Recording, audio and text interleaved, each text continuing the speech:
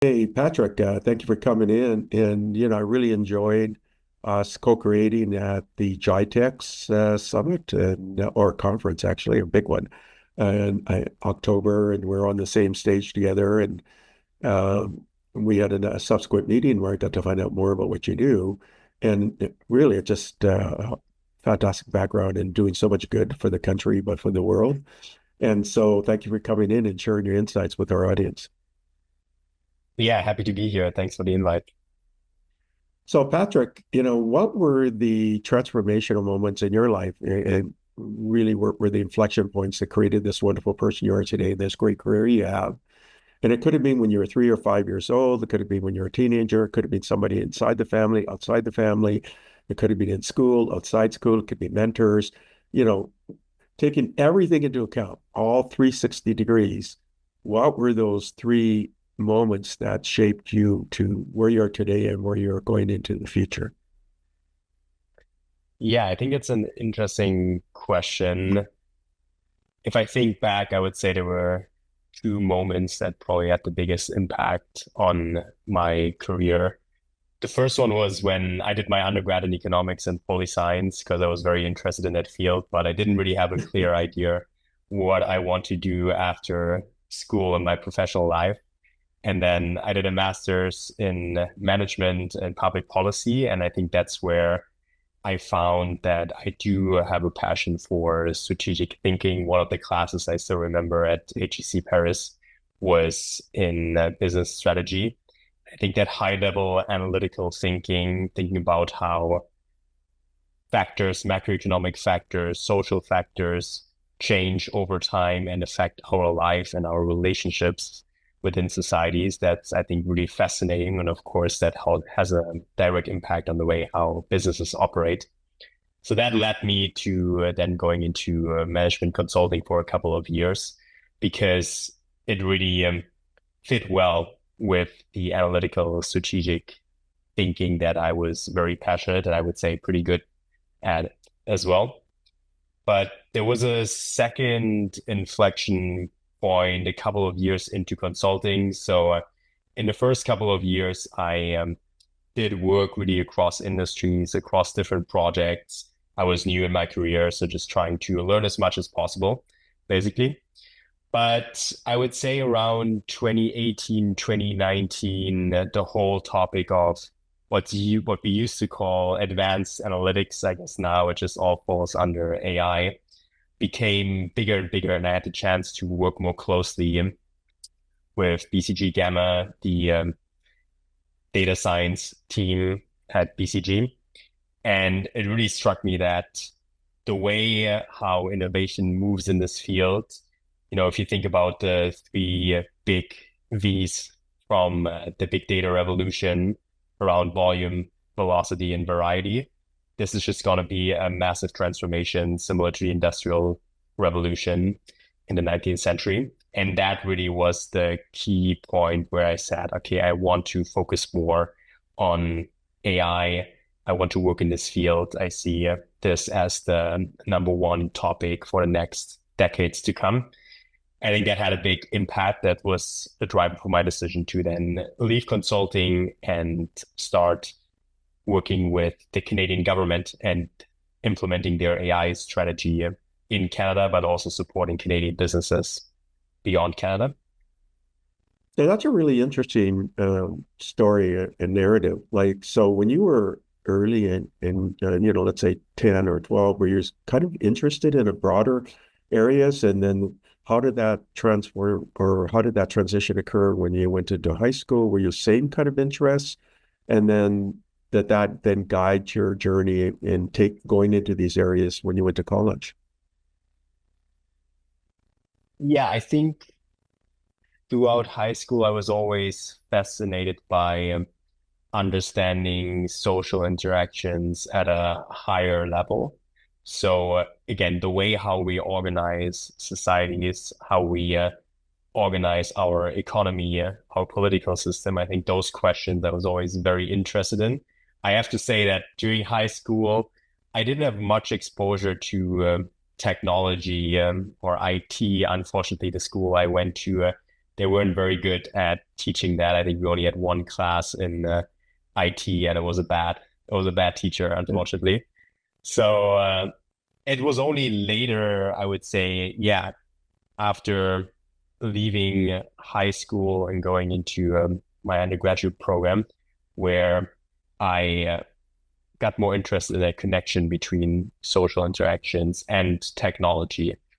And now, obviously, we're living in a time where you can't really delineate those two anymore, right? Technology has such a strong impact on how we're organizing our societies, our economy, even our political system now. So in this journey, though, was your family influential? Like they had similar interests, or were you kind of like an outlier in your family? I would say more of an outlier, to be honest. My mom is a doctor. She has been, I think, very influential just because I really admire her work ethics. But she, if I'm honest, probably always hoped a bit that I would follow her footsteps and go into, med school, which didn't end up happening. And then, yeah, my dad is an accountant, so there's a bit of, some business. He works in the business world for sure, but I would say definitely more of an outlier. I think I always just had my heads a bit up in the clouds, thinking about higher level questions that really fascinated me, less tangible, I guess. Some people might say. Yeah, but I can see those two areas really being part of you. And the reason is the doctors have to study a wide range of different topics. They have to do very, very well at it. There's definitely a humanity element to it, and the social implications of the things that occur. I mean, that's part of healthcare and medicine. True. And then your dad would have a very much analytical part, which would fit into your AI and in the application of tech and the analytical portion of what you're doing. So I could see how it's informing you, though, like you said, you considered yourself very strategic and sort of high level, and you're thinking about Boston Consulting Group, BCG, and a portfolio manager, and that would hone, because you have to work on specific projects and you have to understand what Yes. the challenges are, and then is there a real problem that has to be solved, and then how do you solve that problem? So, and then you have this part of your career that's impact investor, a leap, and the program analyst, the UN development program. So it's interesting. You got this humanity aspect to your life, right? Yeah, I think I again was very fascinated by that intersection of human interactions, the economy, and then also finance. Obviously, investors have a big impact on where we're going, where our economy is going, where do we spend our money, and hence what we prioritize as a society. So I think my first job in finance, quote unquote, as an impact investor with Leap was exactly because, again, I wanted to explore further how can finance make an impact and improving or understanding our social interactions. How can we use finance and investing as a tool to promote certain social topics? And now, yes, I think you could argue the work that I do through the AI investment fund of the Canadian government is in a way an extension of that. The field is a bit more narrow in the sense that we're looking specifically at technology and AI adoption, but we are very much worry and care a lot about the impact on employment, for instance. And we do invest a significant amount of our funding into programs to upskill the workforce in Canada to re-ensure that the transition into the AI age happens in a way that is socially equitable for everyone in Canada. So what would cause you to transition into government? Because that's good. I guess the UN is sort of pseudo government, right? And then you transition into the Canadian government. What were the attractors to say, you know what, I'd love to work for the Canadian government? Yeah, I think that's a good question. So I would say since my undergrad, I I would say I'm someone who has a rather positive view of the concept of government and what government can do. And that might be a bit out of fashion these days. If you look at the political landscape, I would say the mainstream, most people have a very critical view. But I think we have to distinguish between the concept of government in liberal democracies and their performance. Of course, you can argue that in many countries the performance might not be ideal, but I do think the government, an accountable government in liberal democracies, can be a very, very powerful actor to create public goods and have a positive impact on society. So that's just for context. I think overall, I have a rather positive view of the capabilities of a well-functioning government. The When I joined Scale AI, the AI investment fund of the Canadian government, I was, to be completely honest, a bit hesitant. Exactly, as you said, moving from a private sector career into one that at least is government adjacent. But I do also have to say that the way how we work, and I think that's very innovative and very unique concept, how we're structured. We do work as a separate entity. Our funding, our budget comes from the federal government, but we are structured like a private sector independent investment organization. And we are accountable, of course, for the decisions that we make to our government stakeholders, but we have freedom in the way how we operate, how we make decisions.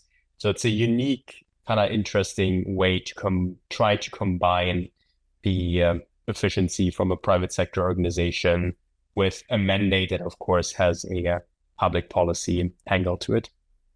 So, when you're working directly with the federal government, is this with ISED, and then you must align somewhat with the Business Development Bank, BDC, as well, right? Or no?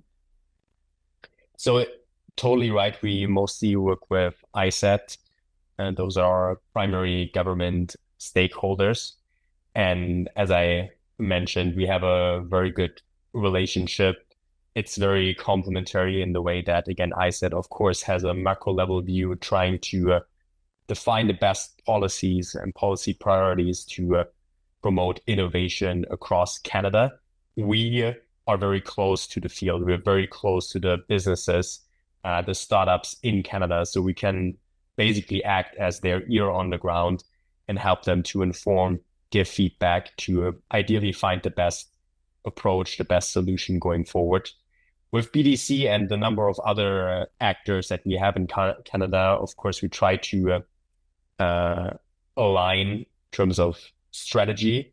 But BDC, as an example, the focus is a bit different. It's more of a development bank, whereas we really try to identify the most innovative AI companies and projects and support those initiatives, including some other priorities like workforce upskilling, et cetera, that I mentioned before. So there's some overlap, but at a high level, our focus is a bit different compared to BDC.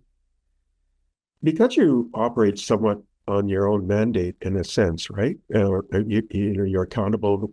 You have to show returns as well, but you have a government lens that has like workforce reskilling, right? It has some of the benefits of the broader community and to making sure it's a healthy economy, but also there's a social aspect to it, which really makes it more interesting, I think, right? Because you have in a way, a mandate, but it's a little bit broader than typically a for-profit VC, right? So, Yeah.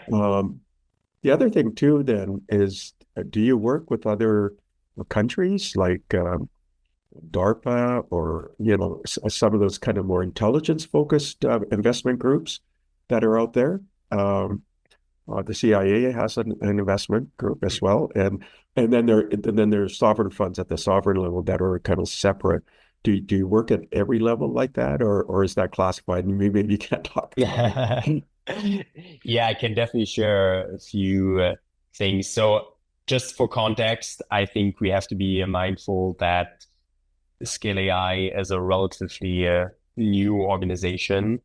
Although Canada has been one of the pioneers, the Canadian government has been one of the pioneers when it comes to defining a national AI strategy in 2017 already, and being really committed to advancing AI as a policy area. We started operating in 2018-19, so we've been in business for a couple of years. So naturally, our focus has been primarily on building the Canadian ecosystem. But you're totally right that we're getting to a stage now where it's becoming more and more important to support the great Canadian AI companies we have in Canada to explore other markets and share the solutions that they have more globally. So it's definitely one of the priority areas. I think there's still quite some space for us to grow those relationships. In North America, it's obviously a bit easier, but we are very keen to build relationships across Europe and other geographies. Again, I would say for two reasons. The first one being to help export, showcase AI innovation from Canada, but also I think to share the innovative approach that the Canadian government is taking on the way how they promote AI, because I think other policymakers or government agencies across the globe could potentially learn from this innovative approach to support AI in their countries. Yeah, I mean, I've spoken on this for many, many years, but Canada was the first one to come out with a national strategy in 2017. And of course, they have the CFAR program. And really, during the winter, AI winters, Canada funded people like Jeffrey Hinton and NeurIPS, which is like one of the top one or two conferences in the world in Exactly. AI, and it's been held in Vancouver for years, and then it goes to other cities, comes back to Vancouver. So Vancouver, I think, in December last year. And you know, you have Joshua Bengio. So you have Jeffrey Hinton at University of Toronto Vector Institute. You have Joshua Bengio, and used to be the Montreal, now it's, I think, the Quebec Institute. And then you have the Alberta Institute. You have UBC doing great work. So you have all of these centers of excellence throughout Canada, and for decades, right? Yeah. And without that Canadian support, you probably wouldn't have had Alex Net and Jeff Hinton and Alex and Ilya and Jeff presenting at ImageNet in 2012, which really broke open the whole field, right? So, Yeah.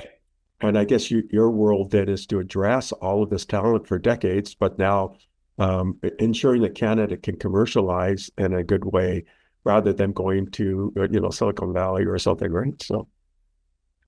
No, exactly. You're exactly right. I think, of course, the big advantage for Canada has been that the research foundation when it comes to AI has been really strong. I agree, it often gets overlooked at an international level, but exactly as you said, a lot of the work around deep learning and neural networks comes out of Canada. It goes even further, you know, if you look at some of the groundbreaking work around transformers, attention is all you need, like the authors of the paper initially did research and work in Canada.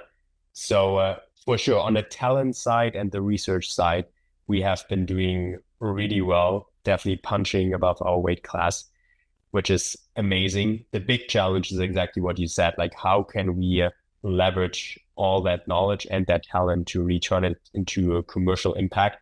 Arguably, the US is probably ahead of us in that regard. I would say in the US, the system works really well for several reasons to leverage that knowledge and returning it into products and services. We want to get there. There's been definitely improvement over the years. We have a higher startup birth rate in AI now than we ever had.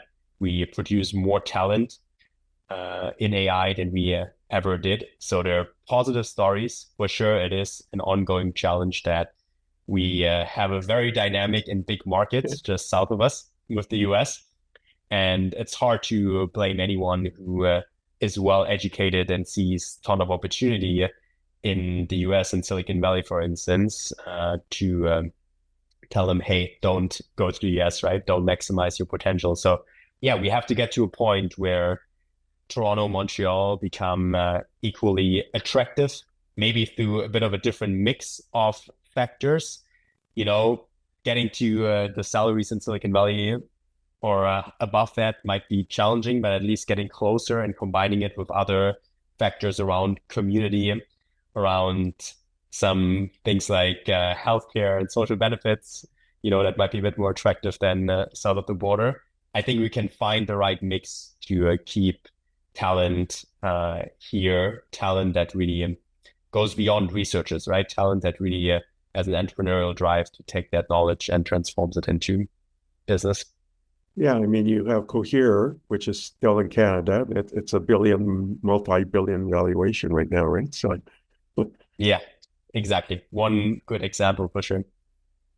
And then Xanadu, I guess, on the quantum side. I mean, there's a lot of opportunity, and it's good to see, Patrick, in your work and the Canadian government and to providing an equal, building on the ecosystem here so that the talent can stay here and Canada can grow these companies, which can then provide products that are worldwide. So that's a great move. And Canada's leadership will be more recognized, right? Even though a lot of people forget, a lot of this came from Canada. So yeah. The other thing I would just maybe add, because I think it often gets a bit overlooked, we really try to build both the supply and the demand side of AI in Canada. And what we mean by that is we talked a lot about innovative Canadian AI companies, kind of the supply side that, is benefiting from the talent and the research that has been done here in Canada.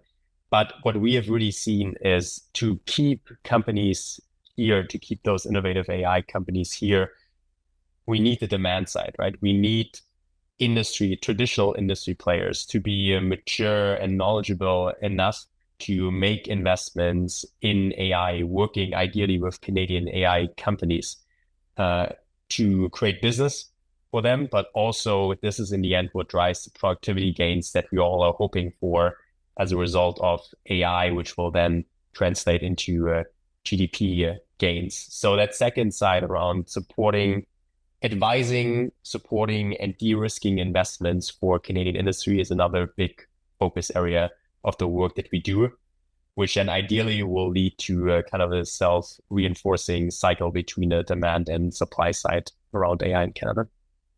I guess what people could do too, who see this interview, is look at Scale AI and just, look and examine the kinds of investments that you're making, and then say, hey, this has been pre-vetted by your group, and say, you know what, maybe we want to co-invest, or maybe we want to take that tech and absorb it into our company across this country, but also globally as well, right? So we would love to see that for sure. So do you want to talk about any of the portfolio companies or prefer not? We can definitely talk about some of the projects we have supported. It's a lot now. We've supported more than 100 projects. Wow. So if there are any specific industries or technologies that might be more interesting, happy to talk about that. So I guess I can make you an offer, and that is I've got these big private CEO conferences, and what I'll do then is if I get requests, I'll send you a note and say, hey, are there any companies that you can suggest that the CEOs can get in touch with or something like that, right? So for sure. Yeah. The good thing is that our mandate from the beginning was very industry agnostic. So we have been, for the last 5-6 years, working with businesses across industries, everything from retail to manufacturing, transportation, mining, agriculture. So there's a good chance that we have interesting technologies and companies to look at independent of what industry you're operating in. Okay, that's great, because then I'll definitely spotlight Scale AI in every presentation going forward. And and these are some of the largest, or they not just some, they are the largest CEO communities in the world and investor communities, right? So the conferences are private, but I always get requests. Who do you recommend? And I'll just say, look at Scale AI. Yeah. And then if it wants specifics, I could just send an email to and say, are there specifics that match this requirement or something? They could do an introduction. So, and I do pro bono, so there's no commercial interest on my part. So I'm just making the audience just try to help, right? Yeah. There's a lot of activity in the AI space, and you saw O3 announced in the 12 days of OpenAI, and then you see Google coming out with lots of product and Anthropic and things like that. And there's a lot of interest in agentic AI, and you saw Jensen Huang just last week talk about the World Foundation model. So he's supporting robotics, so the embedding of AI machine learning. And so he's created a system to help in the autonomous vehicle and then also in the robotics area. And there's talk now, Sam, I would say, this is just my opinion, alluding to now there's a direct path to artificial superintelligence. The head of Google Studio came out with some kind of post indicating it looks like you can do a direct kind of link to ASI, artificial superintelligence. And then Ilya Sutskever, who used to be heading up this area with OpenAI, left and started his own startup with a direct zero shot to safe artificial superintelligence. And Sam, again, in my opinion, alluding that this AGI is there in some aspects already, perhaps, and it's going to be achieved more in the near term. And so what are your thoughts on that? And I think and what are your thoughts on the opportunity that comes from AGI and ASI, providing, of course, we have the guardrails and all the safety measures are in place. Is that maybe too much of a reach to kind of forecast what the implications are to the economy and to people and things like that? Yeah, I mean, just to caveat here, I think that we're getting into a territory, and this is more my personal opinion than the official line Scale AI. I think it's a super interesting question, but I think it's mostly relevant for dinner table conversations versus active business operations on a day-to-day basis. So I think the first challenge is, as we all know, the definition of AGI, superintelligence, has been moving quite a bit for different reasons. Whether, initially the definition was more around technical performance, certain number of flops, then I think Anthropic had this definition where superintelligence is basically AI that performs better than every Nobel Prize laureate in their specific area expertise, which is an interesting definition, very hard to measure though, potentially, intentional. Now with the new OpenAI, Microsoft agreement, it's almost more of a financial definition, how much revenue OpenAI has to reach basically until they can call it superintelligence. So all that to say, I think it's very hard to obviously make predictions around that because we don't even align on a clear definition of that. I think it's still fun to speculate about it. No matter what definition you pick, I think it's clear that we, in the near future, will see a significant impact on the way how humans work. It is, in my opinion, clearly comparable to the Industrial Revolution, where we enabled machines to outperform humans on physical labor. Now we're doing the same thing, just on cognitive labor. So, of course, the question becomes, when we move from in the Industrial Revolution, a lot of the jobs that were quote unquote lost moved into the service sector. We created new jobs around cognitive work. What is there another thing, beyond now that we take away the cognitive labor? and give it to machines? Is there another safe harbor for humans?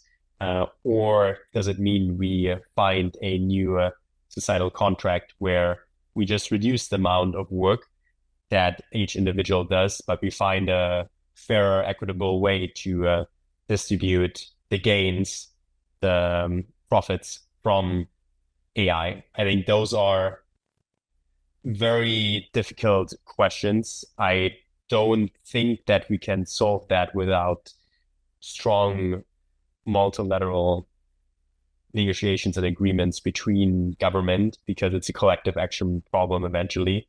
I think it will be hard for one single country to go ahead and implement certain guardrails or policies if some of the big players like China, US, etc. are not on board with it.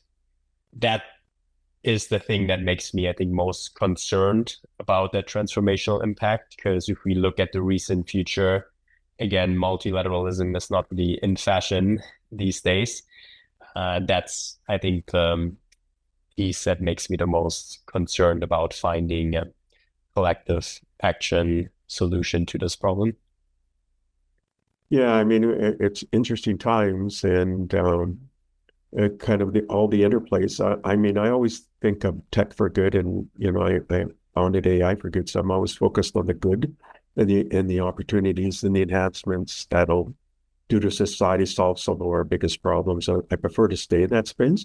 Tech for good, AI for good. So it's interesting times, and I'm keynoting the Singapore Manufacturing Federation. I didn't realize, by the way, that there's 10,500 manufacturers in Singapore, and they're amongst the largest. I didn't know that. Interesting. Yeah. Manufacturing. I didn't know that they're the second largest semiconductor hub in the world. So, yeah. And I'm keynoting on this, the implications of AI and manufacturing, but also AGI and ASI, and how do they prepare, right? And how do they think about this? I will point to Scale AI, because I think there's companies that you're invested in that would be great for them to look at and say, you know what, we want to invest in these companies, or we want to use their tech. And I'm in Abu Dhabi and Dubai at the AI Everything conference, and we're going to have 66,000. I'm speaking 5 times, so I'll definitely refer to Scale AI. I think it's that's great.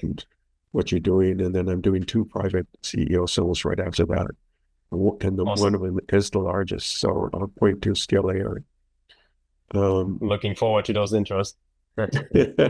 yeah, and yeah, when people come up, I'll just say, you know what, Patrick's the senior investment director. Why don't we do a direct introduction, or I may ask you if there's a founder that you can surface, and then I can just do an introduction. Perfect. I just think the work you're doing there is just it's so good. And can you talk about, you do speaking, so I was surprised that you were at the GITEX conference. So I mean, that's a good thing, right? That raise the profile of what Canada is doing. Why did you take that on? Is it to raise the profile, to try to get more attention to the great tech that's happening in this country? Yeah, I mean, apart from becoming a better communicator and speaker, which I think is a very valuable skill just in itself, it goes back to the 2 objectives that I mentioned before, the 2 priorities that we now pursue in the second phase of growing Scale AI, which is number 1, really showcasing innovative technology, innovative companies coming out of Canada that can provide solutions and services for manufacturing, retail, mining problems around the world. And number 2, as I said, I think the way, the concept behind Scale AI, the government, the approach of combining the strength of government with private sector to support AI in a fair and responsible way is something that hopefully other countries get inspired by. I would be happy to have conversations, with government officials in other countries to see if there's something useful that they can take away from the way Canada does it, or if there's direct collaboration that might be useful. to support, again, AI in a responsible way beyond Canada? Well, it's interesting. I was asked by I did two events in Singapore, November 27th, 28th. One was with the Singapore Manufacturing Federation, but they work closely with the ambassadors of that country. And Mm. there's like 103 ambassadors. I didn't know that they have like an ambassador that chairs all the other ambassadors. And him and other ambassadors, I did a half day, what I call an AMA, and then I did a presentation, and that was really fascinating. I didn't know that, so I'll definitely recommend to the ambassadors because they're representing countries that what Canada is doing is a great model, and to again engage with Canada and what Canada is doing. And in fact, I'm seeing the head ambassador, and Mm. he's an ambassador country, but he manages all the other ambassadors, and they can have this kind Yeah. of private community of ambassadors. Um, so I'll mention that, and I'm definitely doing that next week when I'm there. They've asked me to engage, and then also they're introducing me to the universities or the top university there. Yeah. I'll tell them to engage again with Canada and we're not partner in Yeah. some way, right? And then, Yeah. of course, there's the owner operators of all of these manufacturing companies. So I can say, hey, Canada's at a center for excellence. So engage. So now I'm just kind of thinking of ways to profile. So I'm glad that you surfaced what you're trying to do and that you're actively engaging in. You're also on the steering committee member of this Canadian Center for Innovation Economy. Can you talk about what that work means? Yeah. So it's part of the Conference Board of Canada, and the intent behind is really to inform policymakers with evidence-based research. And especially when it comes to AI, again, it's a new field. So there is still, I would say, a lack of empirical data to really inform policies. For instance, when it comes to we had one piece last year specifically around how startups are going to use Gen AI and potential privacy concerns, etc. So questions that are obviously top of mind for policymakers, but they don't necessarily, again, have an empirical foundation to understand the implications of their policy proposals. If they opt for one version of, and especially in Canada, we are expecting new AI regulation to come soon, and different approaches, different definitions are being discussed right now. So I think it's important to do what we can to make this an evidence-based decision for policymakers. That's the intent behind the Innovation Center for the Canadian Innovation Economy. I'm just kind of brainstorming with you. I'm embedded with IEEE. We definitely are the world's largest technology engineering organization, about 160 years old, not quite, but heading there. And we have an entrepreneurship program, and it's in fact, the second day that I was in Singapore on the 28th, that was the conference we did with the Singapore government. We partnered with them in an innovation conference with startups and invited investors. And GITEX, the last day of GITEX in October, was an entire day between IEEE entrepreneurship and GITEX. So it's a nonprofit, so maybe engaging in the IEEE entrepreneurship program could be a benefit. I just last year proposed to the board that we do this with the ACM. We're the largest nonprofit computer science organization, and we're not quite as mature as the IEEE, but it's definitely an area of interest because between the two of us, we have like 2,000 conferences. We have, I would say, over 100 sub-organizations, many largest in the world, and we have maybe 200 journals or more. Again, many number one. And so we're looking at it from a programmatic standpoint, entrepreneurship, innovation, startups. Is there ways that we can help and support those? And then in Canada, we have KIPS, which has been around since 1958. I'm actually past chair and president of KIPS. Oh, interesting. Fellow. So KIPS is something they're interested in as well. And then there's a global organization, the LIFIP, and I'm actually chairing in there. If your group is interested in bringing these different communities, I'm happy to do introductions to the different players in those communities if you want. And they're nonprofits, right? So Yeah, they're yeah. and we have one in Canada, KIPS, which is old. It's actually a founder of IFIP, which is an international federation, and they definitely, like typical Canadians, punch above their weight globally. Um, so just consider that those are communities, and it's up to you if you want to engage them. I'm happy to do the intros. Now, you got this other role as editor for the Journal of Business and Artificial Intelligence. Can you give us some context of what that is? Yeah, I think the reason, so that journal started, I want to say 1 or 2 years ago.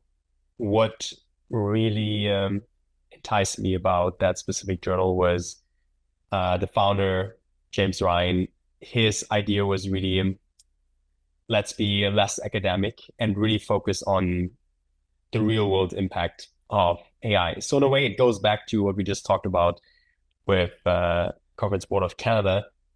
Can we showcase more empirical data?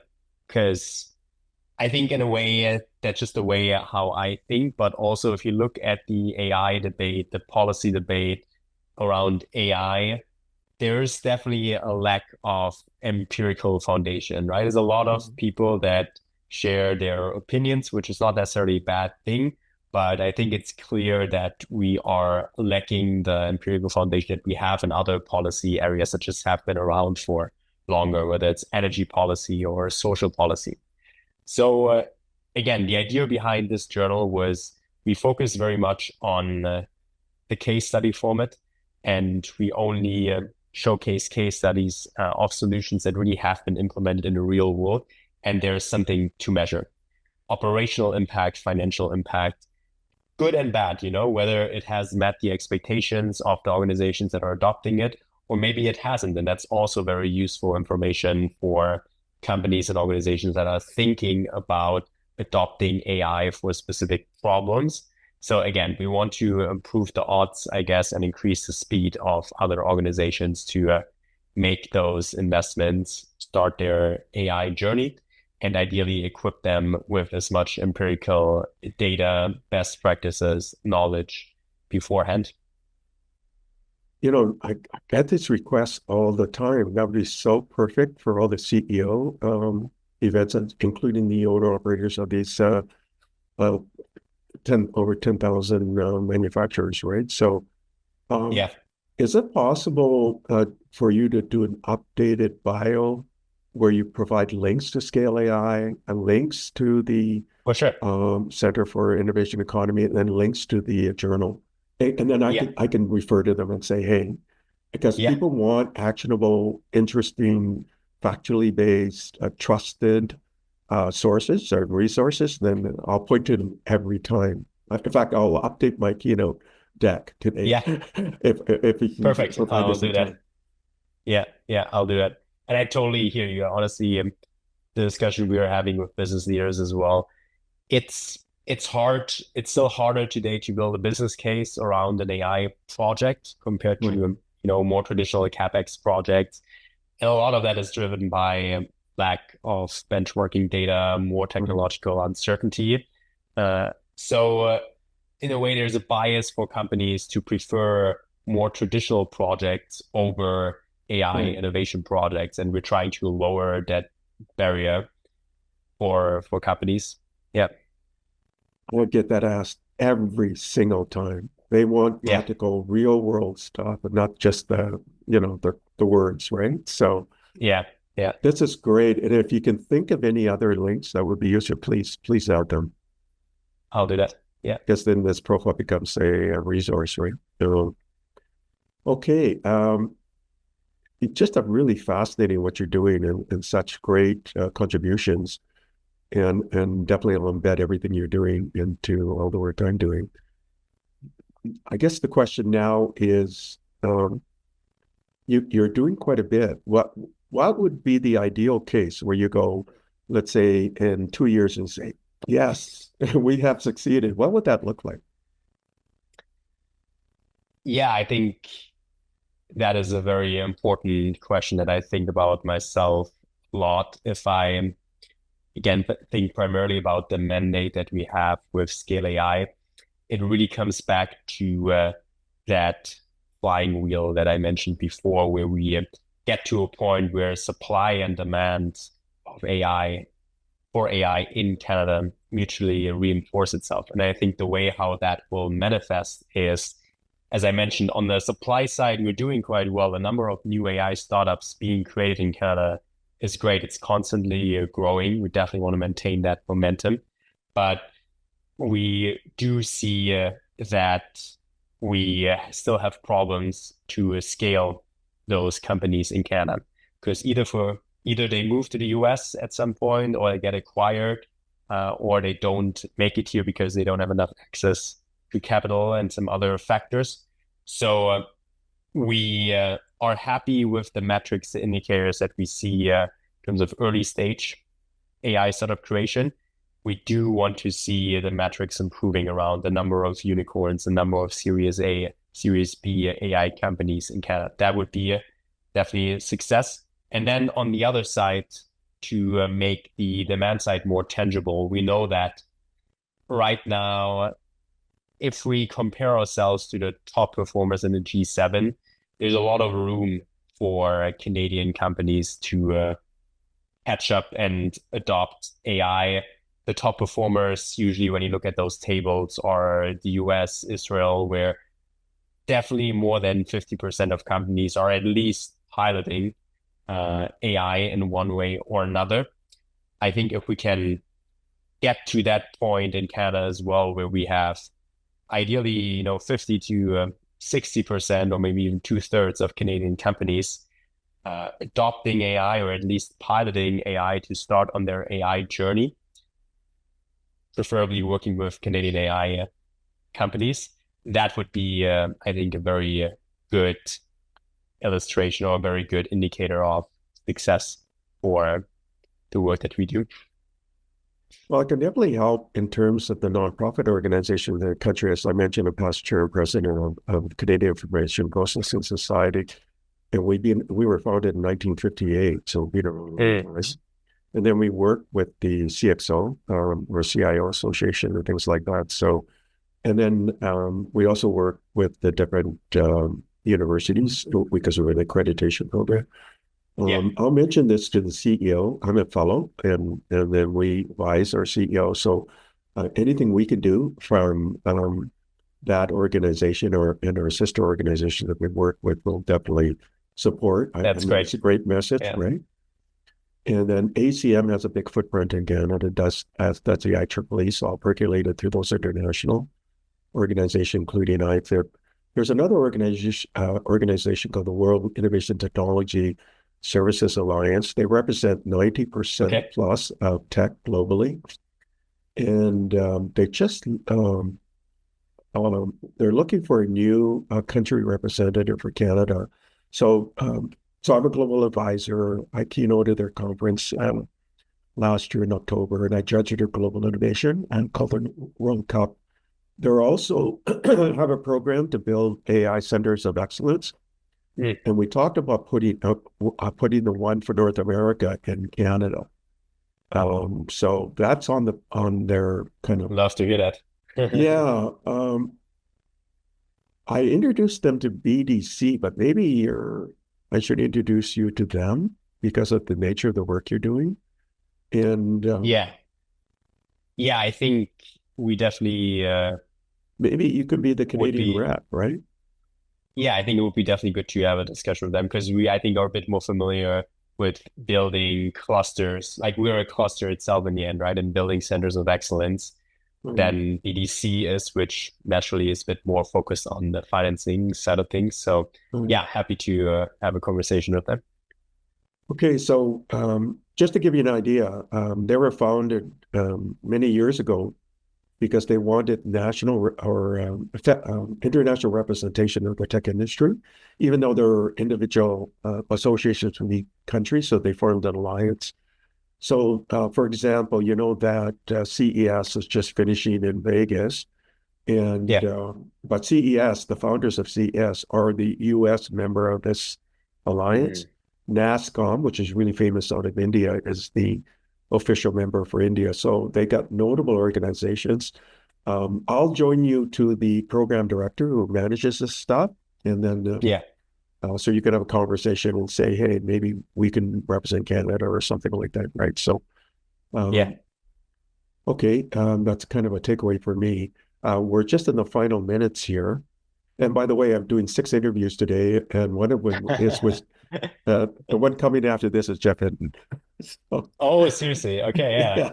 Say hi. I actually had dinner with him not too long ago. I'm not sure if you remember. It was a big group, but yeah, say hi. So the final question is that what recommendations and or questions do you want to leave the audience? Oh, that's a tough one. I think, I mean, first of all, as you said a couple of times now, Scale AI is really, we offer a lot of resources, whether you're a business owner, whether you're a policymaker in the AI space. I think we have really done quite innovative work over the last 4 or 5 years. So we're, again, more than happy, given our mandate, we're more than happy to share our experience and our learnings, be it again on the very practical application of AI across different industries, or the way how we work with government to support AI in a responsible way across Canada. That's the first thing I would say. And then beyond that, personally, I am always very excited to connect with people in the AI space, but also beyond that, if you work in technology or you work in policy. So I'm pretty active on LinkedIn. If you want to connect or just reach out, or also follow me on LinkedIn, I try to share interesting content, but I'm also very interested in connecting with people, hear about their journeys. It's always fascinating to get insights across different disciplines and amalgamate them into solving different problems. So very keen. If you want to chat, please feel free to reach out. Yeah, in fact, our chief editor, Ab, is going to try to get this interview out tomorrow so I can then include it in my deck, which is due for Perfect. my Singapore conference. So, and then I can point to it, right? And all the money. Yeah, So if you can get the updated bio with the links, that'd be great. And then, for sure.